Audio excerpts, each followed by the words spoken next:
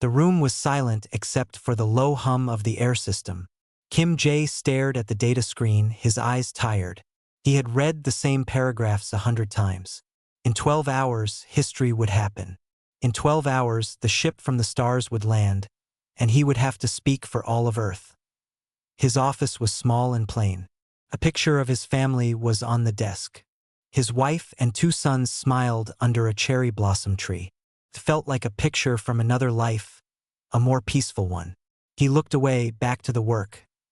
The message from the Galactic Collective had arrived 2 years ago.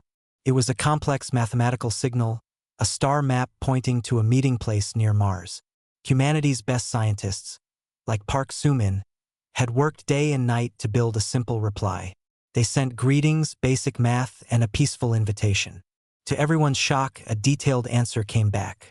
It was an agreement to meet. It was an offer of first contact. Now, Jay was the lead diplomat for United Earth. It was not a job he wanted, but one he was given. He was good at staying calm. He was good at listening. He hoped that would be enough. The door slid open with a quiet sound. Park Soo-min walked in, holding 2 cups of tea. She placed one on his desk. "You are still looking at the protocols," she said. It was not a question. "I want no mistakes," Jay said, taking the tea. It was hot and bitter. Every word matters. Soo-min sat down. She was an astrophysicist and a language expert. Her job was to understand not just what the Galactics said, but how they thought. For months, she had studied their pre-contact signals. "They are very precise," Soo-min said, choosing her words carefully. "Their language is built on perfect logic. There is no poetry in it, no room for error. It is beautiful in a way, like a perfect crystal." "But?" Jay asked. He had learned to listen for her, but there is no chaos," she said softly. "No art. I have found no evidence of music or stories, or anything made just because it is beautiful to feel. It is all data, all purpose." Jay sighed. "Maybe they just communicate that stuff differently." "Maybe," Soo-min said, but she did not sound sure. "Or maybe they do not have it at all. It makes them hard to predict. We understand feelings. We understand anger or joy or fear. I do not know what they understand." They sat in silence for a moment. The weight of the next day pressed down on them. They were not just meeting aliens. They were meeting a power that could travel between stars. A power that was, by every measure, older and wiser than humanity. "We will offer peace," Jay said, more to himself than to her. "We will offer friendship. It is all we have to offer." "It is a good thing to offer," Soo-min agreed. Later, Jay met with the security advisor, Lee Hwan. Hwan was a military man, but here he was only an observer. The orders were clear. This was a diplomatic mission. No weapons. No shows of force. Only open hands. Hwan's office was neat and orderly. A model of an old fighter jet sat on a shelf. "The landing site is secure," Hwan said without greeting. He pointed to a map on his screen. "The area is sealed. Their ship will set down exactly where they said it would. It is a show of perfect control." "What do you see when you look at their approach data?" Jay asked. He valued Hwan's direct view. "I see confidence," Hwan said flatly. "Their flight path is straight. No evasive moves. No scanning for our weapons. It is as if the thought of us being a threat never entered their mind. It is not arrogance.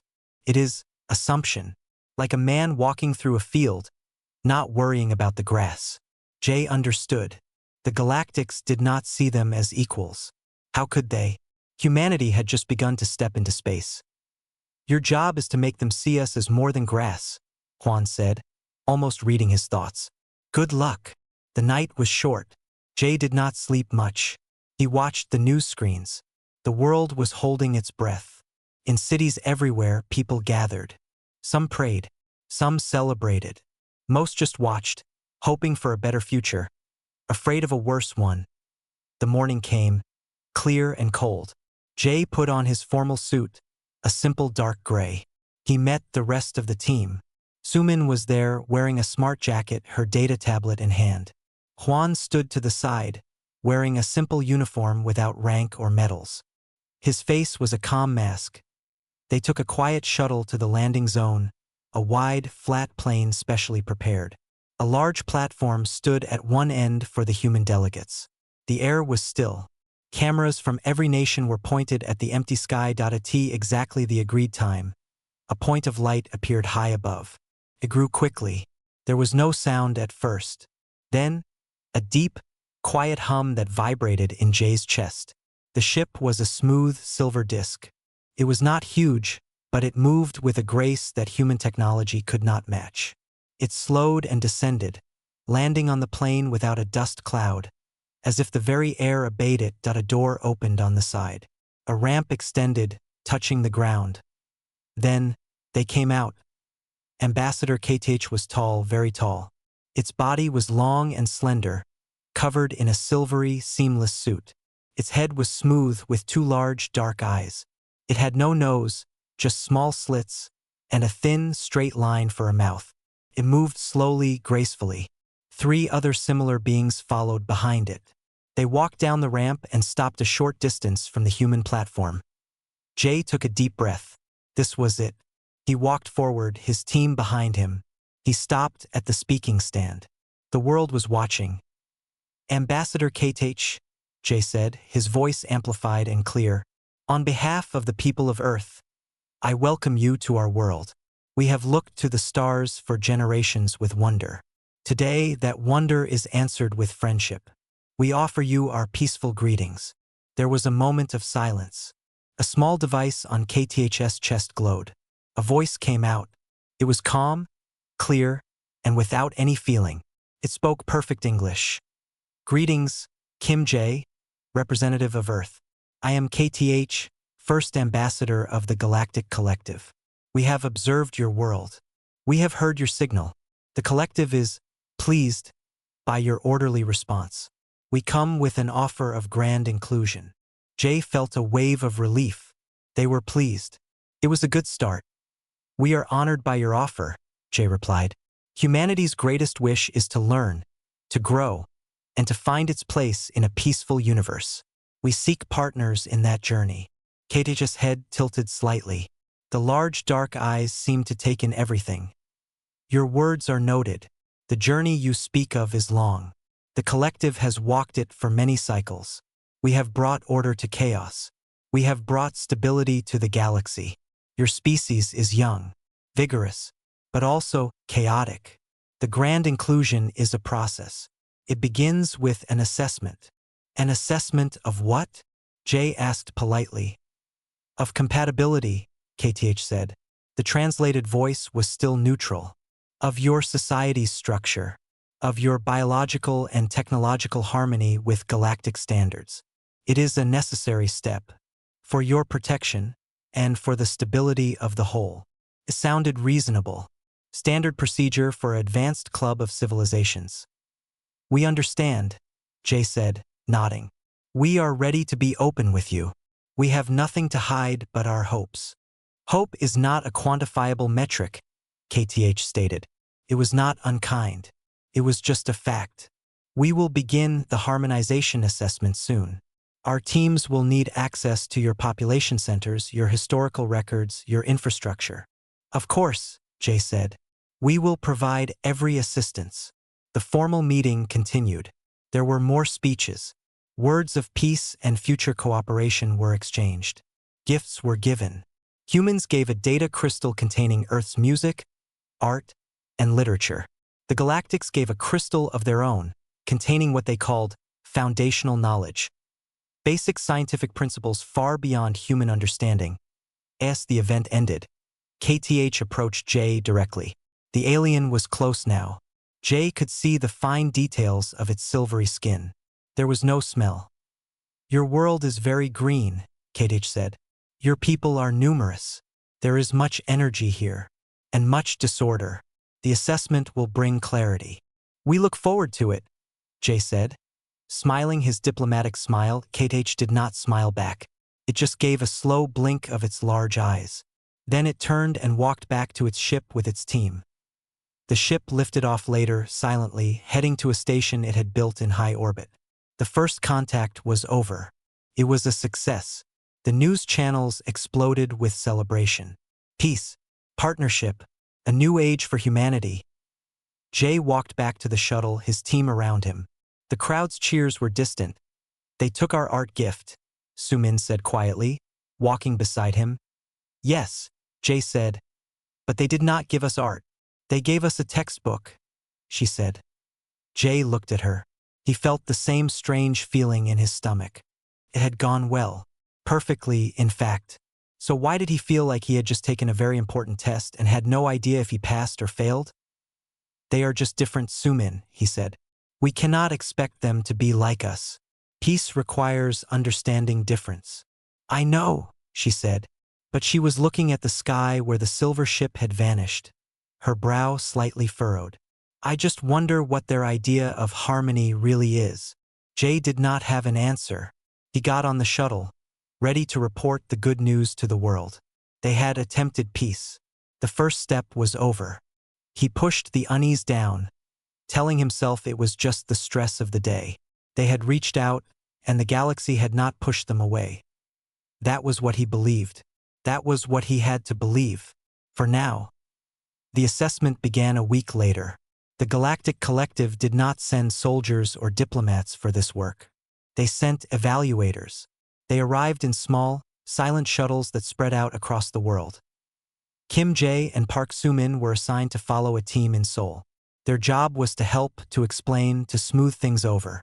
Lee Hwan watched from a distance, his expression unreadable. The Galactic evaluators were different from Ambassador KTH. They were slightly shorter and they carried thin data tablets. They did not give names. They wore small symbols on their chests that seemed to indicate their function. They spoke only when necessary. Their large, dark eyes scanned everything, missing nothing. The first visit was to a major university hospital. The lead evaluator, identified only as Unit 7, walked through the clean hallways. A human doctor, proud and excited, showed them a neonatal intensive care unit. He showed them tiny babies, born too early, fighting for life in clear boxes full of tubes and lights. This is one of our greatest achievements, the doctor said, his voice full of passion. We can now save lives that would not have survived before. We give them a chance. Unit 7 looked at the smallest baby, a child barely the size of a hand. Its data tablet glowed. Explain the genetic flaws present in this specimen, Unit 7 said, its translated voice flat. The doctor's smile faded. Flaws?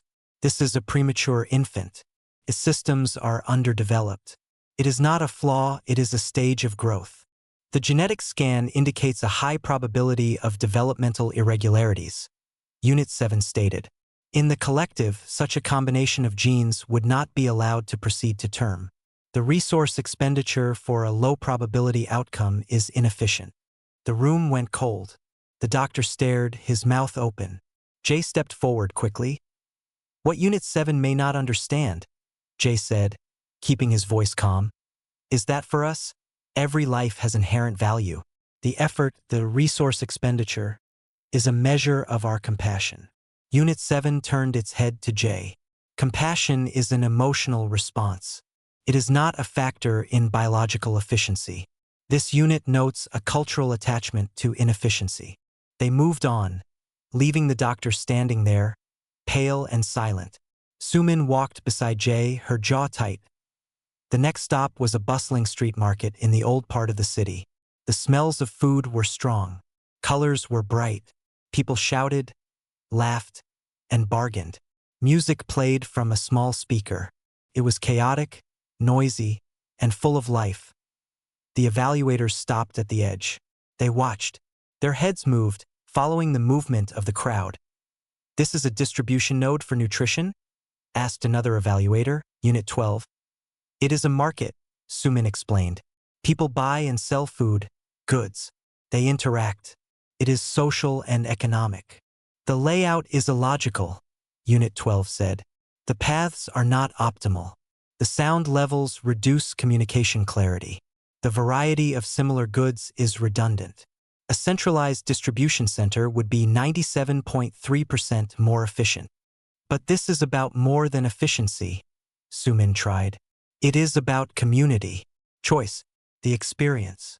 Experience is irrelevant to caloric intake, Unit 12 replied. It pointed its tablet at an old painter selling small pictures of the city. What is the function of that individual? He is an artist. He creates beauty. The evaluator scanned a painting.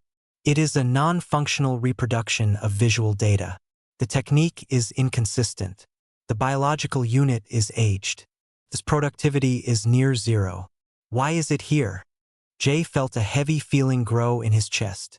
Every explanation they gave seemed to hit a wall. The Galactics measured everything with a different ruler. In the following days, the pattern continued. They visited a factory where workers and robots built things together. The evaluators focused on the human workers. Why are these biological units performing tasks that machines do with perfect repeatability? Their presence introduces error. They visited a history museum. They stood before displays of wars and revolutions. Continuous social instability, they noted. Proof of unmanaged aggressive impulses. They were shown a concert hall, where an orchestra played a piece by a composer who had lived centuries ago. The music was powerful, rising and falling. Many in the audience had tears in their eyes. The evaluators stood still. After it ended, Unit 7 spoke. The acoustic patterns are complex. What is the operational purpose of this gathering? Was a new protocol communicated? Sumin took a deep breath. The purpose is to feel. The music communicates emotion. It connects us to our past, to each other. Emotion is a biological signal, can be measured chemically. Playing these lengthy sound patterns is an indirect method of stimulation. It is a waste of time for this many units. At night, the human team met in a quiet office. They were tired. Li Huan joined them, having watched the observers who followed the galactic teams. They are not spying in the way we understand, Huan said. They are not looking for military secrets. They scan everything. The structure of buildings, the genetic makeup of crowds from a distance, the power grid, the flow of traffic. They are building a model. But the model only has certain kinds of data in it. They don't see the things that make us human, Sumin said, her voice tired. They see the things that make us messy. They see flaws. What do they see when they look at our defenses? Jay asked Huan. Huan gave a short, humorless laugh. They see relics. When one of their shuttles passed near an Air Force base, our radar systems went crazy. Their craft didn't even notice. It's like a bicycle trying to track a jet plane. They don't see a threat. They see a curiosity. Something to be cataloged and later corrected. The worst day was the visit to the Myeongdong Childcare Center. It was a bright, cheerful place. Children played, drew pictures, and sang songs. The evaluators walked through, silent. They scanned the children. They watched them interact. A little girl, maybe 4 years old, ran up to Unit 7. She held up a drawing of a messy, purple sun with a smiley face. "For you," she said, smiling. Unit 7 looked down. It took the drawing with its long, thin fingers. It held the paper up and scanned it. The data tablet glowed. The image does not match observable reality. The use of color is non-standard. This is incorrect data. It handed the paper back to the little girl. Do not propagate inaccuracies. The girl's smile vanished. She looked confused. Then her face crumpled, and she started to cry, running back to her teacher. The teacher held her, looking at the alien with anger and disbelief. Jay felt a hot rush of shame and anger. He stepped between the evaluator and the children. "That was unkind," Jay said, his voice harder than he meant it to be. Unit 7 looked at him. Kindness is not a factor. Accuracy is a primary value. Teaching young units incorrect patterns is detrimental to development. She is a child. She was sharing joy. She was being creative. Creativity without correct parameters leads to disorder, Unit 7 stated, as if reading from a manual. Your emotional response is noted. It is another example of irrationality affecting judgment. They left the childcare center. Jay was shaking. Sumin put a hand on his arm. They don't understand, she whispered. They can't. After a month, the planetary assessment was complete. Ambassador KTH requested a preliminary meeting. It was held in a simple room at the United Earth headquarters. Jae Sumin and a few other leaders were there. KTH stood, tall and calm. It did not sit down. The harmonization assessment of Earth is complete. KTH began, its voice the same empty tone. We have compiled our findings. A hologram appeared in the air. It showed Earth covered in complex graphs and numbers. Your species shows moderate biological potential. However, genetic diversity is excessive and includes many deleterious variants that are actively preserved. Your societal organization is fractured and inefficient. You have multiple competing governance systems. This is illogical. Your technology is primitive but shows rapid, unstructured growth. This is a potential instability. Your culture places high value on non-functional activities: artistic expression, individual leisure, speculative philosophy. These activities consume resources without measurable return. Most significantly, your cognitive processes are dominated by emotional feedback loops. This affects everything from your personal decisions to your global policies. It is the root of your chaos. Jay listened, his heart sinking. Ambassador KTH, these things you list as flaws, they are also the source of our strength. Our compassion, our art, our drive to explore ideas. That is what brought us here to meet you. KTH's head tilted. You misunderstand. This is not a criticism. It is data. The grand inclusion exists to manage such data. Your strengths are, by galactic standards, instability factors. The harmonization will correct them. This is the purpose of our offer. Correct them? Sumin asked, her voice quiet. Yes, KTH said. To bring you into harmony. To order the chaos. It is a great gift. The hologram changed. It showed a smooth, orderly version of Earth. Cities were in perfect geometric grids. Population graphs were flat and stable. The images of people showed them in calm, uniform activities. This is the potential future, KTH said. A future of peace, efficiency, and stability. Free from the waste of conflict, the pain of disease, the confusion of choice. You will be part of something greater, something orderly. Jay looked at the image. It was peaceful. It was clean. And it was dead. There was no laughter in those streets. No messy markets. No child's drawing of a purple sun. You want to change who we are? Jay said slowly. We want to save you from who you are, KTH corrected. The full proposal will be delivered tomorrow. Prepare your people for a new beginning. KTH gave a small, formal nod and left the room. The humans sat in silence. The hologram of the orderly Earth still glowed in the middle of the table. Li Huan, who had been standing by the door, spoke first. They didn't ask for our surrender, he said. Everyone looked at him. They didn't ask for anything, Huan continued, his eyes on the door where KTH had exited. They just told us what will happen. That is not an offer. That is a diagnosis. And a prescription. Jay stared at the clean, silent hologram. The relief from the first contact was gone. Completely. It was replaced by a cold, solid fear. They had opened their world, shown everything. And the visitors had looked at it all and found it sick. The assessment was over. Now they waited for the verdict. The day of the final proposal arrived. The meeting was not on Earth. Ambassador KTH requested the human delegation come to the Galactic Orbital Station. It was a place of silent, breathtaking power. The walls were smooth and seemed to glow from within. There were no seams, no buttons, no visible technology. Everything just worked. It felt more like a temple than a ship, a temple to order and cold perfection. Kim Jae led the small team. Park Soo-min was beside him, her scientist's eyes trying to understand the impossible physics of their surroundings. Li Huan was there too, his posture stiff, watching the galactics who guided them. The aliens moved with silent efficiency, not looking at the humans. They were furniture. They were brought to a large circular room. In the center was a round table. KTH stood on one side. 3 other tall galactics stood behind it. There were no chairs on their side. On the other side, there were 3 simple chairs for the humans. Jay felt like a student called to the principal's office. "Please sit," KTH said. His voice was the same. It never changed. They sat. The surface of the table in front of them lit up, showing a document written in both Galactic script and clear English. The title read, Terms of Harmonization and Grand Inclusion. "The assessment is complete," KTH began without any other greeting.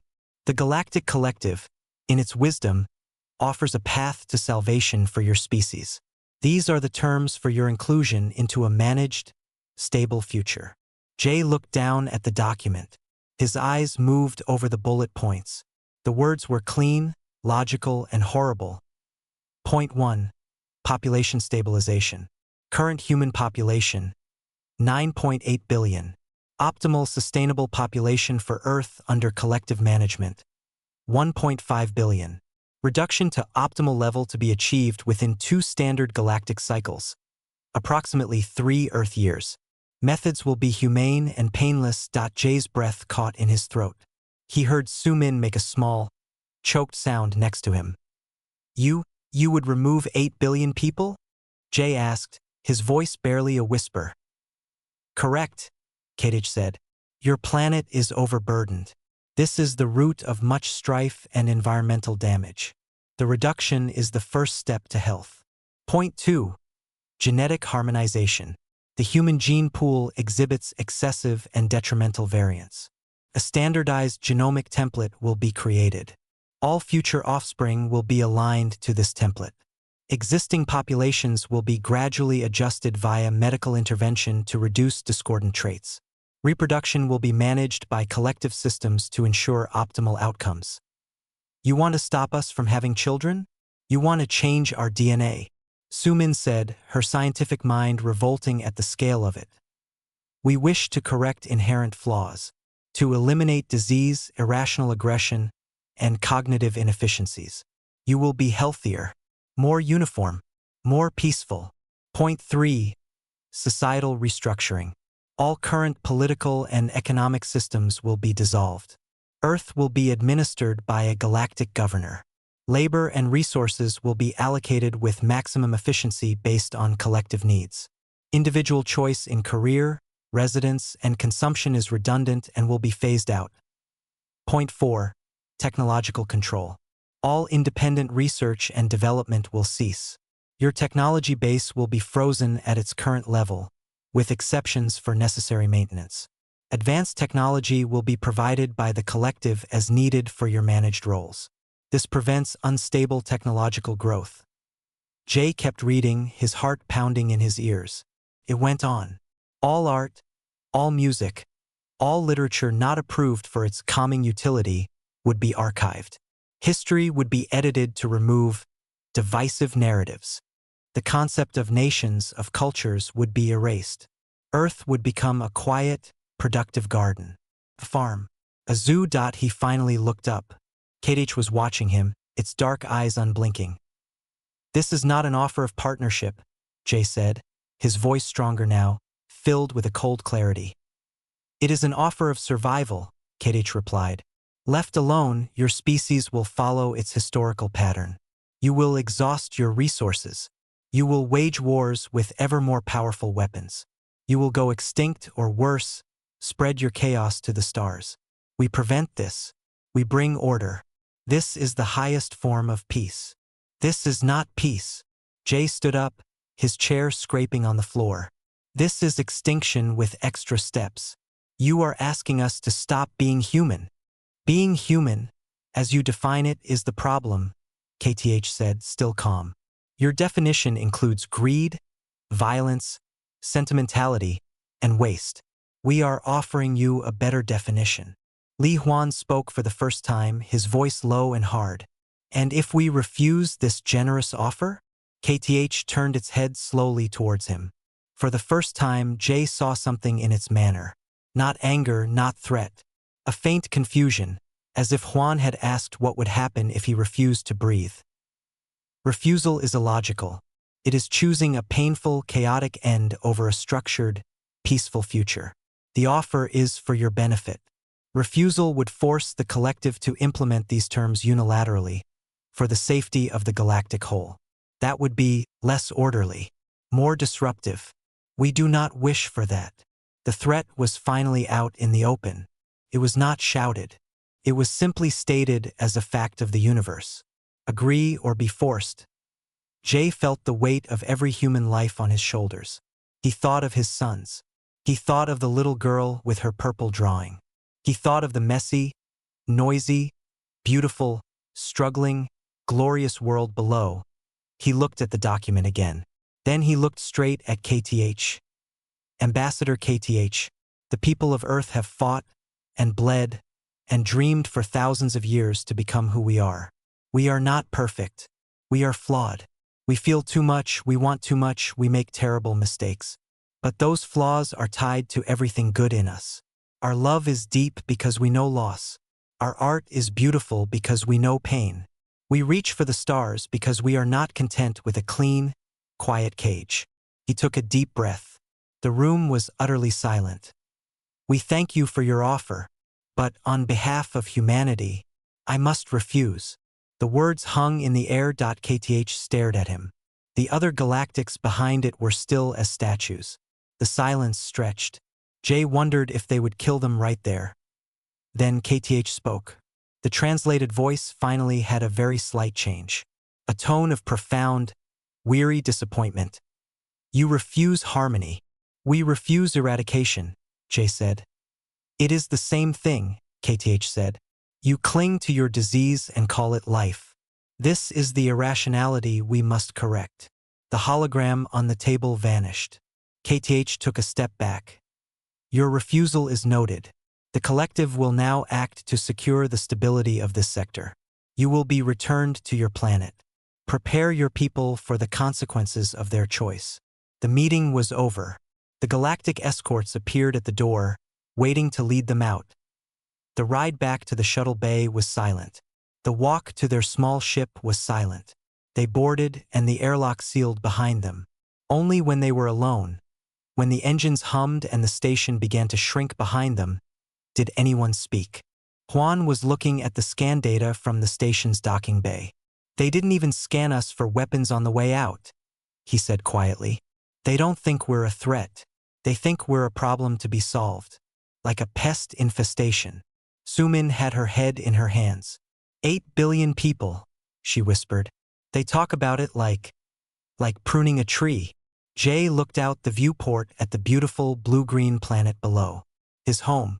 He had just signed its death warrant. Or its war declaration. He wasn't sure which. When they landed, the world leaders were waiting. Jay delivered the news. He showed them the terms. The room erupted. Some screamed. Some cried. Some argued that they should have negotiated. Should have asked for changes. Jay waited for the noise to die down. They are not negotiating, he said, his voice flat with exhaustion. They gave us a diagnosis and a prescription. We said no to the medicine. Now they will operate. The news was given to the public. The reaction around the world was a global wave of shock. Then fear, then a rising, defiant anger. The same emotions the galactics despised filled the streets. People held their children close. They looked at their neighbors, at their messy, flawed lives, and decided they would fight for them. Ambassador KTH's final message to Earth was broadcast an hour later. It appeared on every screen. The beings of Earth have chosen chaos over order. They have chosen their flawed individuality over the security of the collective. This choice cannot be allowed to stand. For the peace and stability of the galaxy, the harmonization of Earth will now proceed. Resistance is illogical. It will only increase the disorder of the transition. Lay down your arms. Accept the new order. The message ended. Kim Jae stood before the cameras of the world. He had no grand speech written. He just looked into the lens, his face lined with grief and resolve. They told us we are sick, and that their cure is to kill most of us and reprogram the rest, he said. They call it peace. We call it the end of everything we are. We offered our open hand. They saw only a flaw to be corrected. So now we must make a fist. He paused, thinking of the quiet room on the station, the clean, horrible document. We attempted peace. The Galactic pushed us to conflict. The words were not a cheer. They were a tombstone for a dream, and a rallying cry for a war they could not imagine how to win. A strange calm fell over Earth. It was the quiet of a held breath. People went to work. Children went to school. But everyone watched the sky. Everyone waited. The Galactic Collective had not said when they would act or how. The uncertainty was a heavy blanket, smothering all sound. Kim Jae moved through his days like a ghost. He slept little. He replayed the meeting on the station over and over in his mind. Had there been another word, another argument he could have used? He knew the answer was no. The Galactics did not argue. They assessed and they decreed. Li Huan was not in meetings anymore. He was in bunkers, in command centers, looking at maps of nothing. His enemy was a fleet in high orbit that their best telescopes could barely see.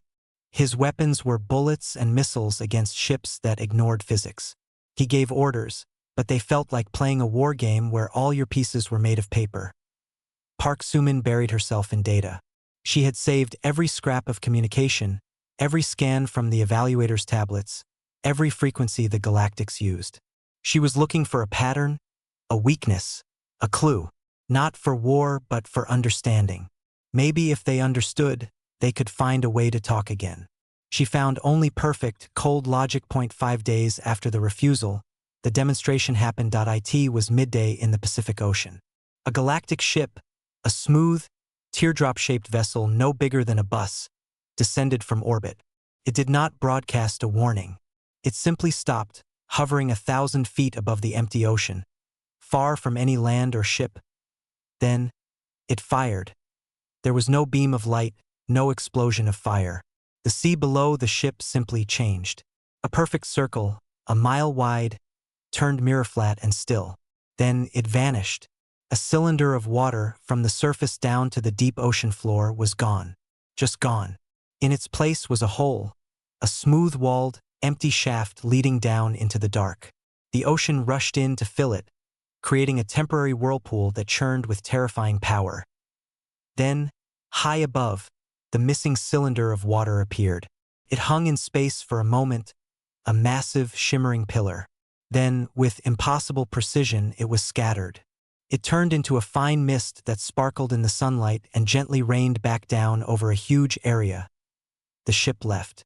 It returned to orbit as silently as it had come. The entire event was broadcast, not by human news but by the Galactics themselves. A clean, clear feed showed every moment. It was accompanied by a simple audio message from Ambassador KTH. This was a measured demonstration of capability. The weapon used was a localized singularity projector. Can remove matter with precision. Can be scaled. Resistance is illogical. Compliance will prevent further demonstrations. You have 10 of your days to formally accept the terms of harmonization. The offer remains, for now. The message ended. The calm on Earth shattered. Panic came first. Cities flooded with people trying to leave, going nowhere. Governments declared states of emergency. Then came the anger. Mass protests turned into riots in some places. Then a grim global numbness set in. They had seen the power. It was not just greater than theirs. It was of a different kind. It was like watching a magician perform a trick that broke the laws of reality. In a secure command room deep underground, the leaders of Earth's combined defenses watched the replay. The hole in the ocean filled slowly on the screen. They just deleted it, someone said. Li Huan stared. He was a soldier. He understood tanks, jets, missiles, lasers. This was different. This was like a god pointing a finger. How do you fight a god? They could have aimed that at Seoul. Or New York. Or Beijing. A general from Europe said, his voice hollow. They didn't. They wanted to show they could, without killing. Yet, it's a terror weapon, Jay said. He was in the room now, an advisor on the enemy's mind. They want to break our will without destroying the asset. That's what Earth is to them. An asset to be managed. It's working, another leader muttered. Huan turned away from the screen.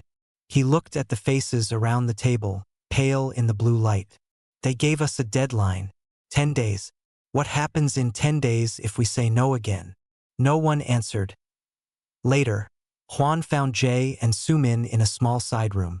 Sumin was watching the demonstration on a loop, but she was watching the edges of the feed, the data scrolls that flickered for a millisecond.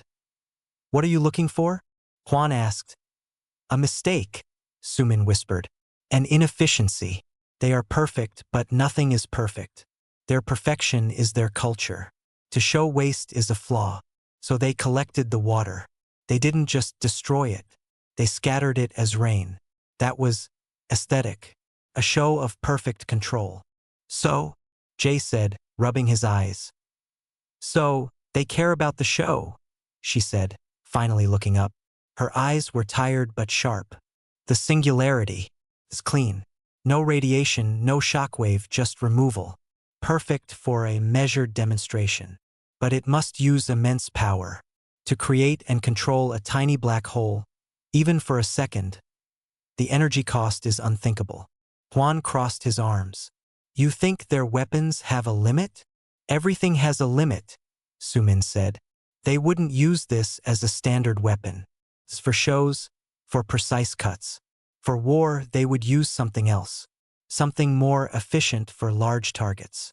Their ships have shields, Juan stated. Our scans show nothing gets through. It's like they're behind a wall of pure no. Sumin pulled up another file. It was the raw data feed from the Galactic shuttle that had flown near the Air Force Base months ago. When they flew here, their shields were active. I've been analyzing the energy signature. It's not a constant wall. Pulses. A very, very fast pulse. Trillions of times a second. To our sensors, it looks solid. But it's like a fan blade spinning so fast you can't see the gaps. Jay leaned forward. Gaps. Not gaps you can walk through, she said. But a rhythm. A frequency. Their shield isn't a solid barrier. It's a field that comes on and off so fast it might as well be solid. But if you could fire something that hit exactly in the off moment, you'd need to know the frequency, Juan said, his soldier's mind locking onto the concept. And you'd need timing beyond anything we have. It's a start, Sumin said. It's a crack in the perfection. They have to cycle the shield to save power, even with their advanced tech. It's an assumption. They assume nothing can move fast enough or know the pattern well enough to slip through. The door opened. A young aide rushed in, her face white. Sirs, ma'am, you need to see the news. Not the official feed. The social media streams. From Busan. They turned on a public news wall. The screen showed shaky phone footage from a coastal park in Busan. People were pointing at the sky. A galactic shuttle, like the one that had done the demonstration, was hovering silently over the city's famous bridge.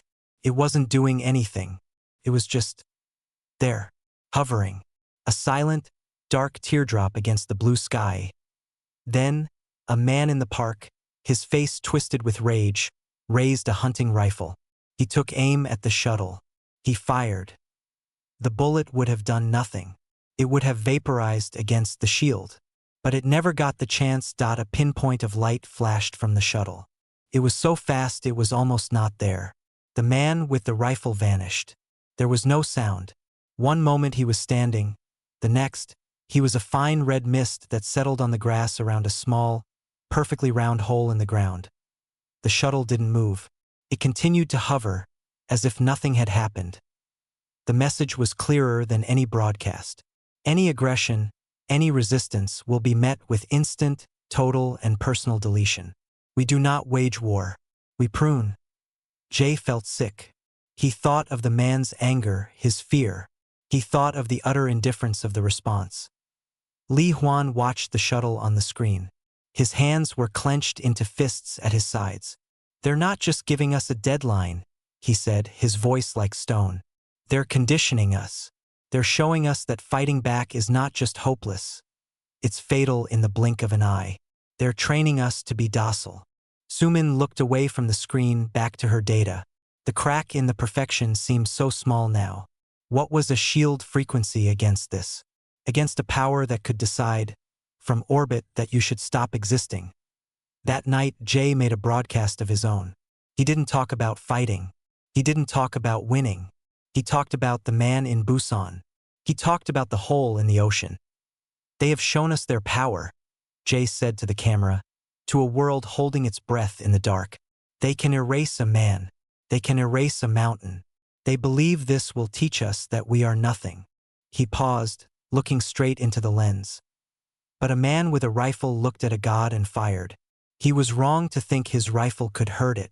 But he was right about one thing.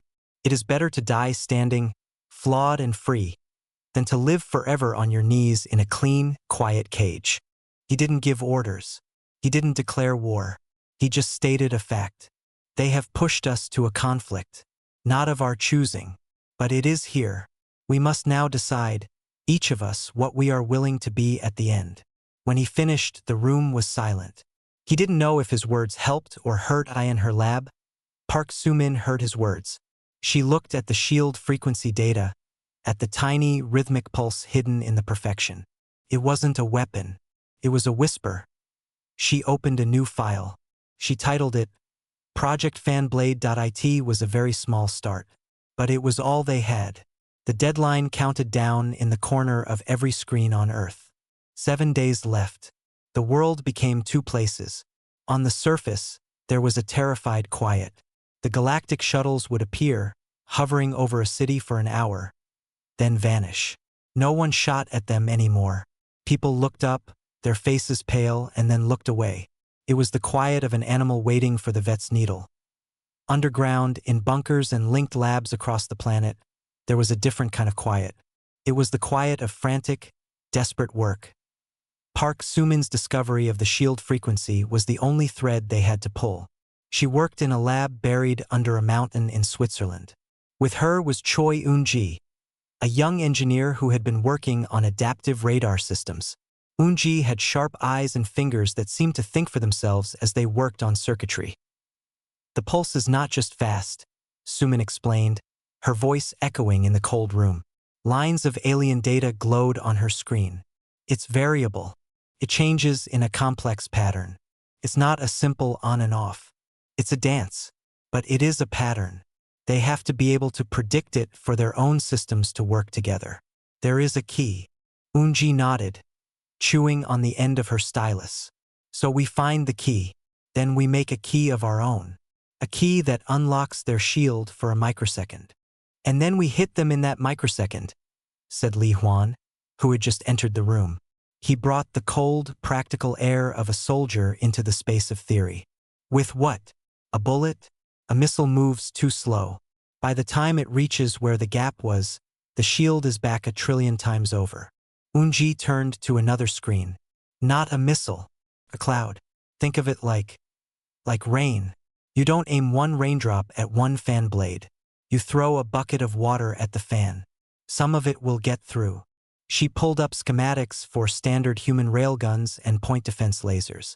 We can't build their weapons, but we can modify ours. We take a railgun slug, but we don't make it solid. We make it a canister. It flies fast. Just before it reaches their shield, it explodes. Not to damage, but to spread. It releases a cloud of thousands of tiny, super-hard pellets. Or we modify a laser to rapidly hop its frequency, trying to guess theirs. It's a shotgun, not a sniper rifle. We spray and pray.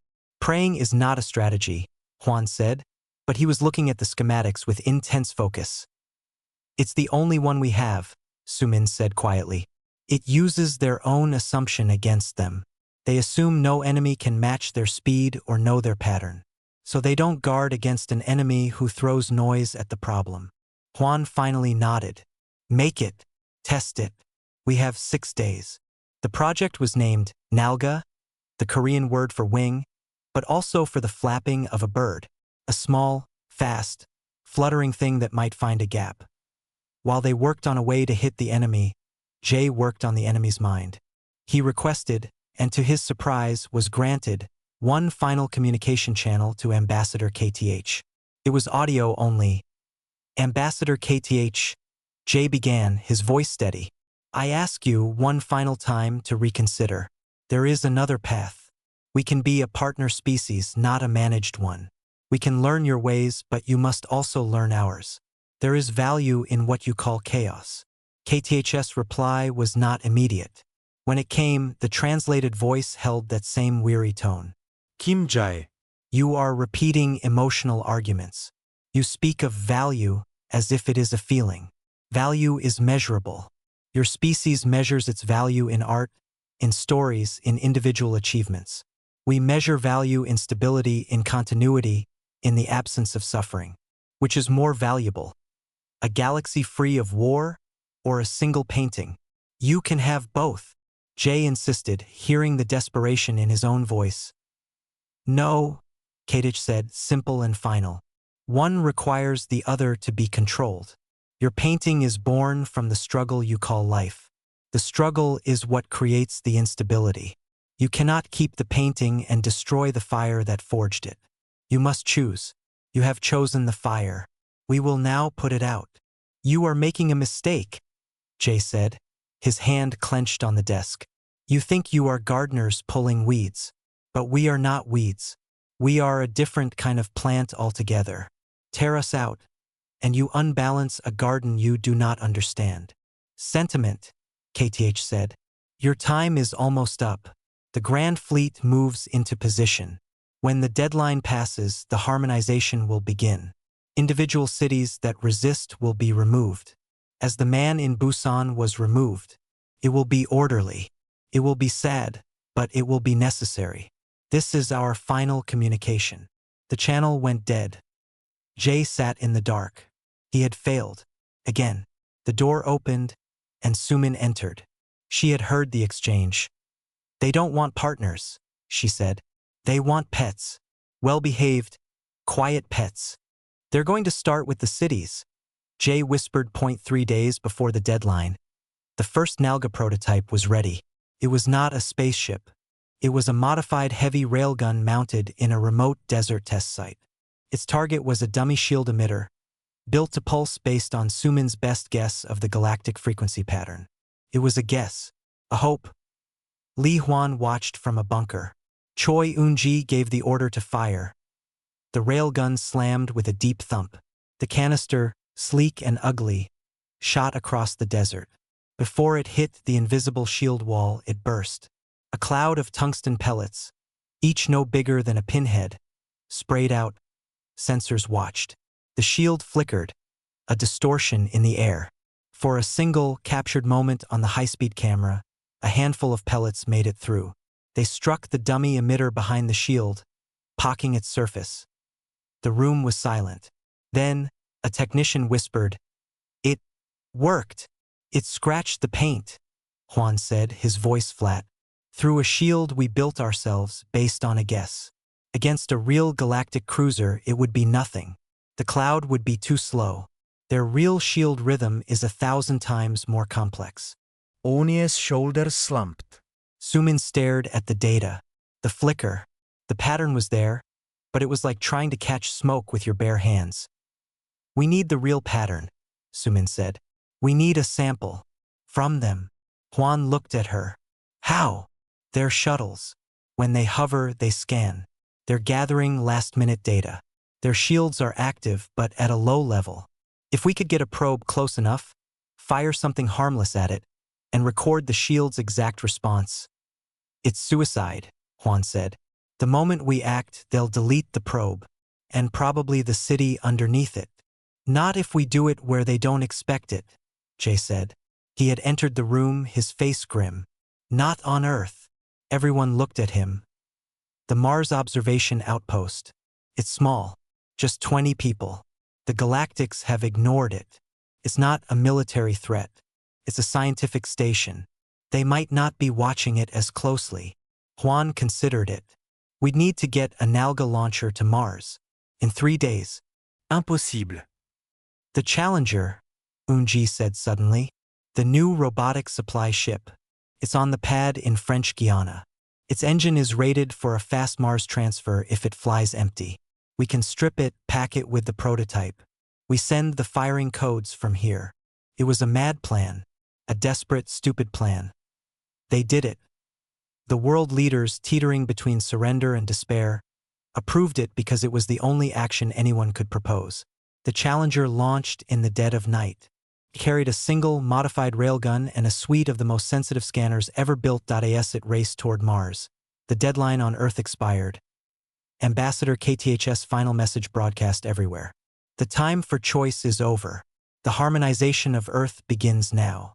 Do not resist. Over the capital of every major nation, a galactic cruiser appeared, hanging in the sky like a dark jewel in Seoul.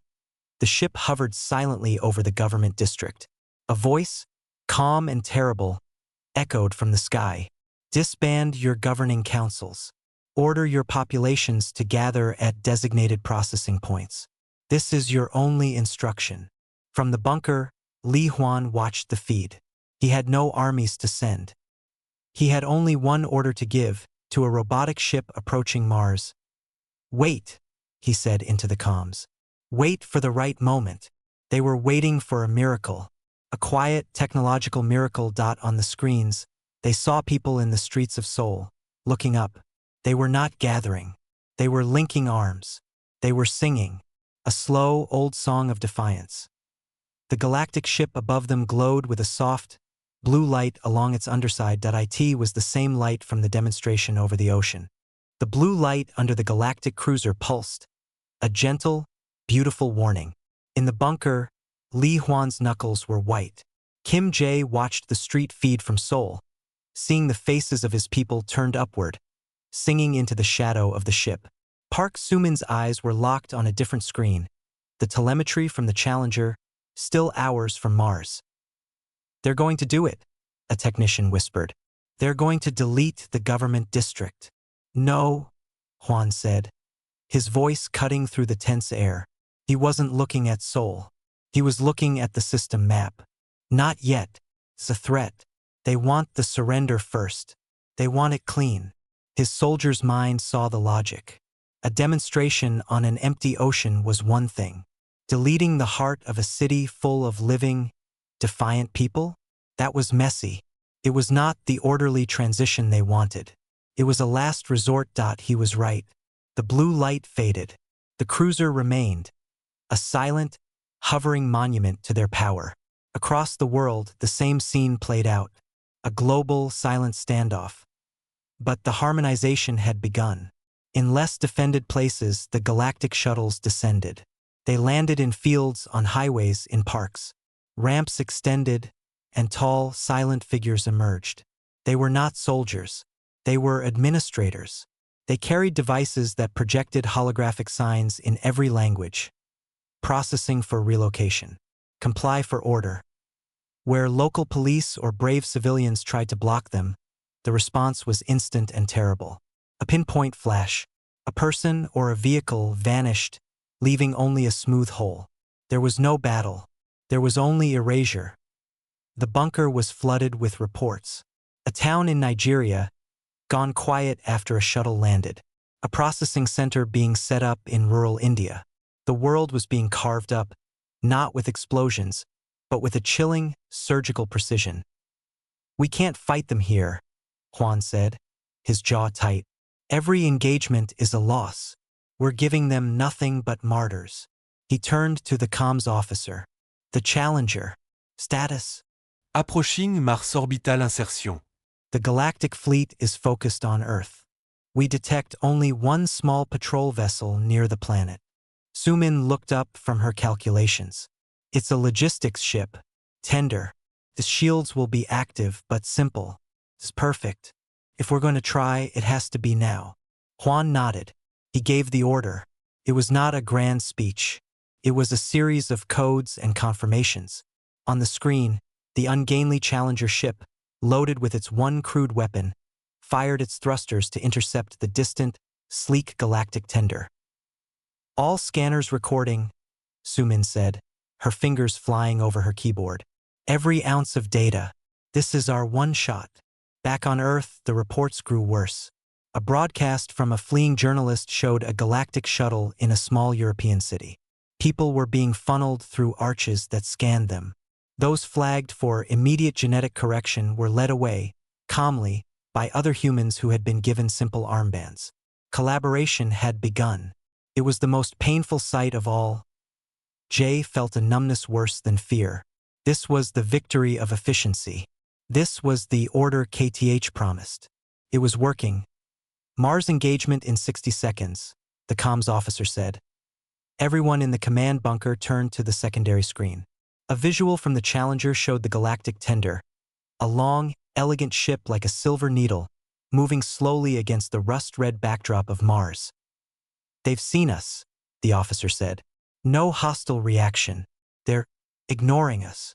Of course they were. The Challenger was a robotic cargo hauler. It was less than a mosquito to them. Fire Nalga 1, Juan ordered on the screen. A puff of debris shot from the Challenger. The canister sped toward the tender. It burst. A cloud of metallic dust expanded, drifting toward the alien ship's shimmering shield. For 3 heartbeats, nothing happened. The cloud simply dissipated against the invisible barrier, sparkling harmlessly. Then, the tender's shields flickered. A complex, rippling pattern cascaded across its surface for a fraction of a second as it automatically adjusted to dissipate the impact. To the Galactic ship, it was a minor static discharge. A bit of space dust. In the bunker on Earth, zoom-in screens exploded with data. Gigabytes of information flooded in. The exact energy signature, the pulse rhythm, the harmonic frequency of the shield under stress. "We have it!" she screamed, a raw sound of triumph in the grim room. "We have the pattern. It's not a code. It's a music, a complex music." Before she could say more, the screen flared white. The Galactic tender, annoyed by the dust, had fired a thin, precise beam. The Challenger vanished. No explosion. It was just deleted from existence. No1 mourned the ship. They stared at zoom-in screens, where algorithms were already unpacking the music. "It's adaptive," Unji said, rushing to look. "But it has a base rhythm, a core frequency it must return to. We can predict it." Juan was already moving. "How long to key our weapons to this?" "Hours," Unji said. "Maybe less. We just need to program the railgun clouds to vary their spread in time with that rhythm. We make our noise match their music." "Do it," Juan said. But Jay was still watching Earth. The peaceful, terrible takeover was spreading. "We have ours, but they are taking our world now. We need to show them it will not be clean. We need to make their order costly."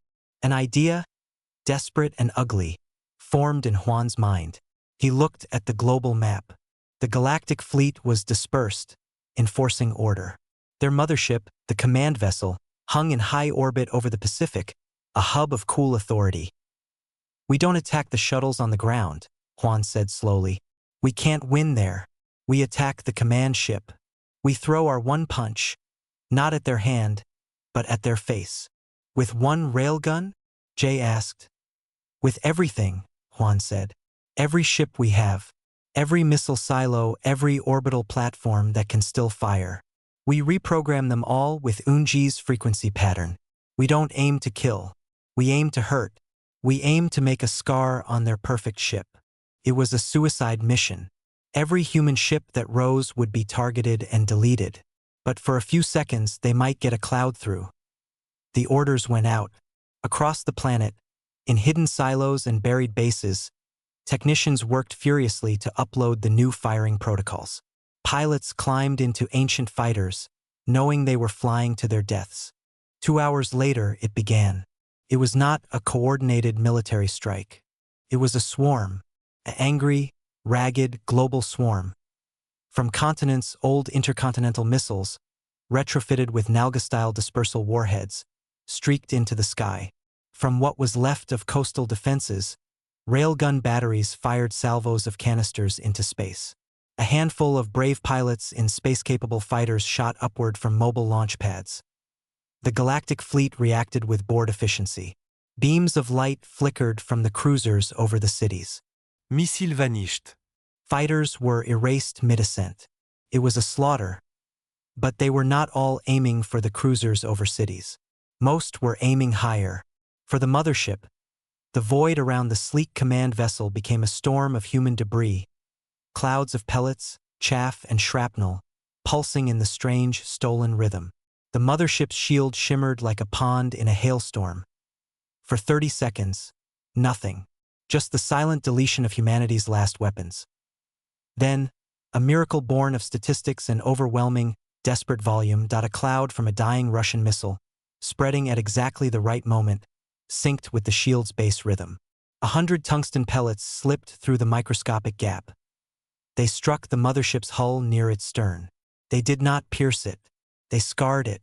100 tiny, black pockmarks appeared on the perfect silver skin. A vent array was damaged, spraying a tiny puff of coolant into space. In the bunker, they saw it on the telescope feed. A cheer started, but died in their throats. The mothership did not explode. It did not catch fire. It was a god that had been scratched by a thorn. But the effect was instantaneous. All across Earth, the galactic cruisers stopped their enforcement. The shuttles on the ground paused. For the first time, the orderly process halted. A new broadcast came, not from KTH but from the Galactic Fleet Command. The voice was different. Not weary. Not disappointed. It was cold with a new, unfamiliar emotion, shock. You have damaged a command vessel. This action is irrational. It is impossible. Cease all aggression immediately. Li Huan leaned into the comms. His voice was rough. You have two choices. Leave our world, or learn just how irrational we can be. The screen showed the scarred mothership. The tiny marks on its hull were a message clearer than any words. They had attempted peace. The Galactic had pushed them to conflict. And now, for the first time, the galaxy had learned that humanity did not just break when pushed. It bit back. The silence in space was deeper than before. The scar on the galactic mothership was a tiny, dark smudge against its vast silver hull. But in the command bunkers of Earth, it was a crack in the universe. They had drawn blood. Not much, but enough. The galactic fleet did not retreat. It froze. The shuttles on the ground stopped moving. The calm, terrible voice from the fleet command repeated its demand for a ceasefire. But there was a new tone beneath the words, a hum of confusion. Their perfect model of humanity had just broken. Li Huan did not celebrate. He watched the tactical screen. Every human ship that had risen was gone. Their missile silos were empty. Their orbital guns were shattered. They had thrown their one punch. It had landed. Now they had nothing left to throw. They're not leaving, Huan said to the quiet room. They're recalculating. Kim Jae nodded, his eyes on the feed from Seoul. The cruiser still hung there, but the blue light was gone. They thought we were an animal that would either submit or lash out blindly. We just lashed out with a scalpel. They don't know what that means. Park Soo-min was already working. The data from the successful hit was flowing in. The shield rhythm, it changed after the impact. It became more complex but also more rigid. They're afraid. They're closing the door. Choi Eun-ji looked up from a manufacturing schematic. We can't make another big cloud.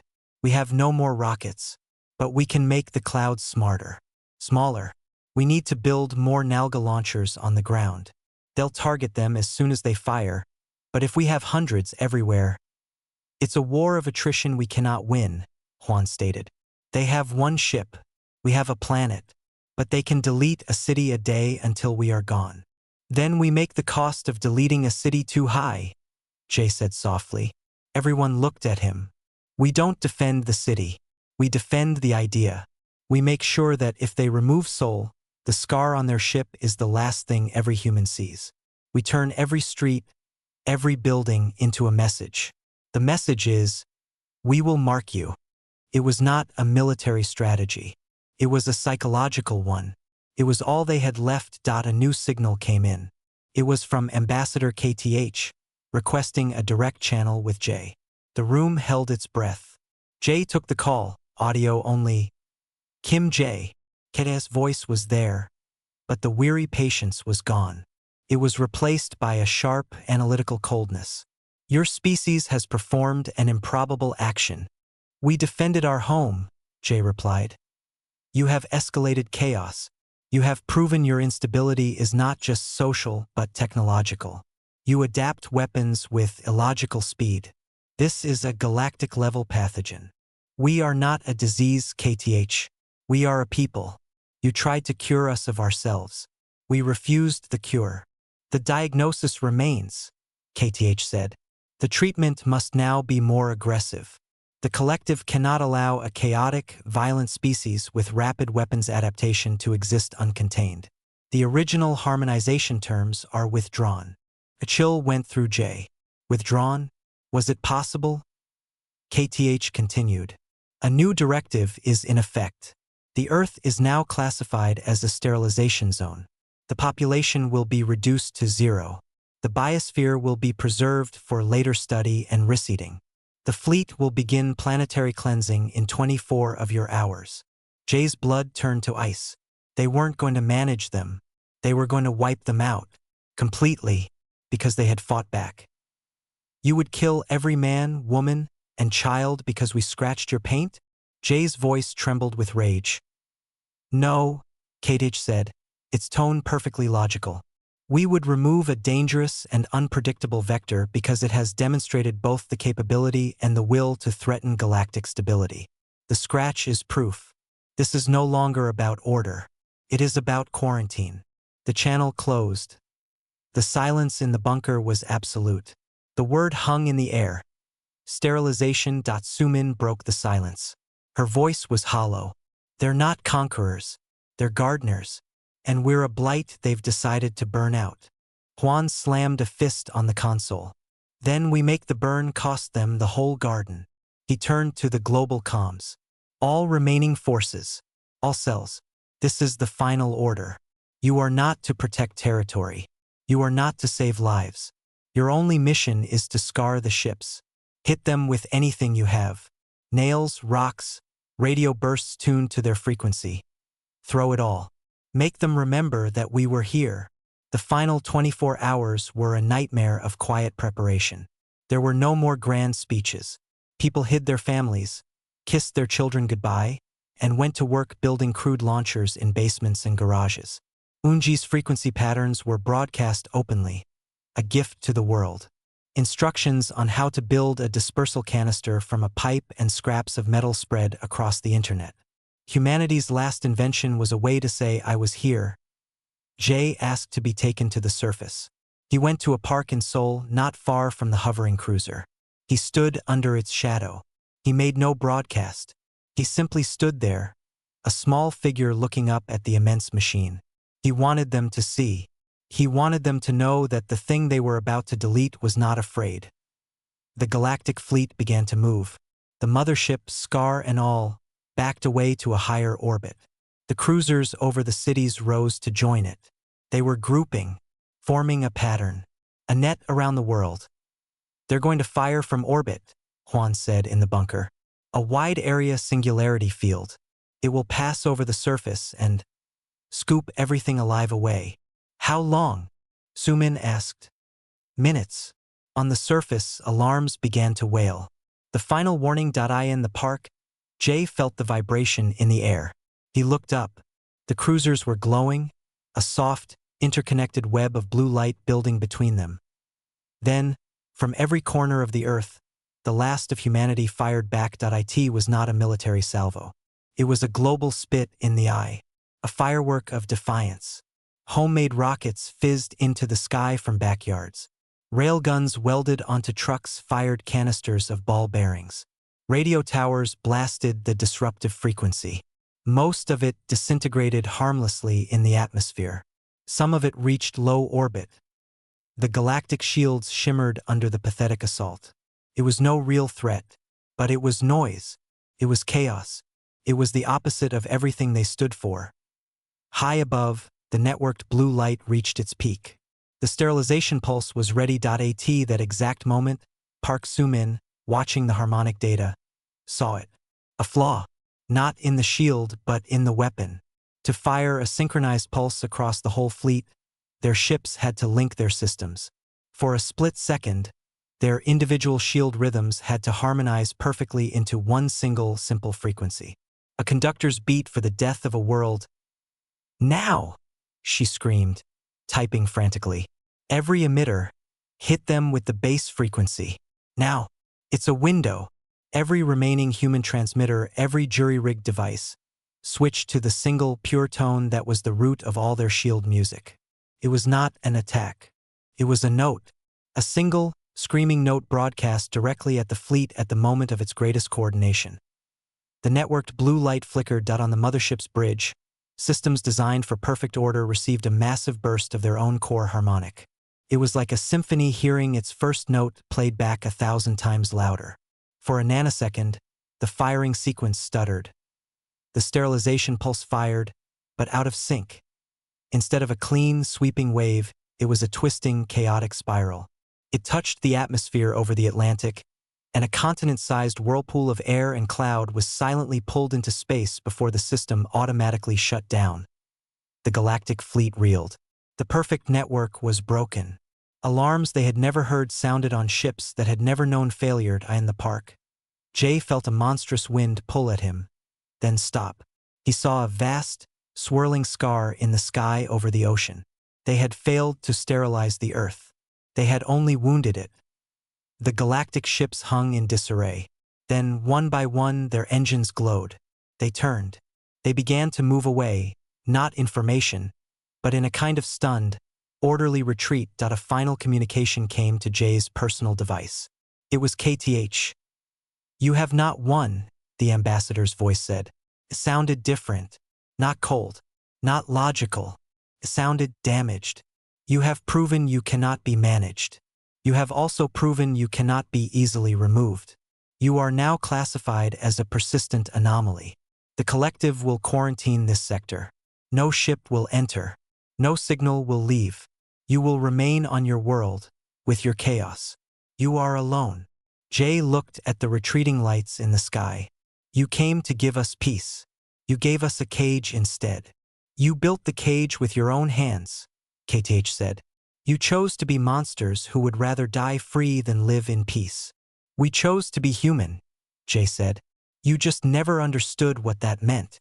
The connection ended. The last galactic ship passed out of orbit and vanished into the void. The silence that fell over Earth was not the quiet of fear or submission.